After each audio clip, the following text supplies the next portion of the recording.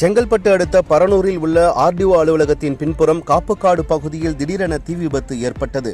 காய்ந்து கிடந்த புதர் மற்றும் செடிகள் காரணமாக தீ வேகமாக பரவி ஆர்டிஓ அலுவலக வளாகத்தை ஒட்டிய பகுதிகளுக்கு சென்றது. அந்த இடத்தில் விபத்துகள் மற்றும் பல்வேறு குறைபாடுகள் தொடர்பாக பறிமுதல் செய்யப்பட்ட தனியார் பேருந்துகள், லாரி உள்ளிட்ட வாகனங்கள் நிறுத்தி வைக்கப்பட்டிருந்தன. தீ விபத்து ஒரு லாரி முழுவதுமாக தீக்கிரையானதுடன் அருகில் நிறுத்தப்பட்டிருந்த சில வாகனங்களிலும் தீ பரவியது.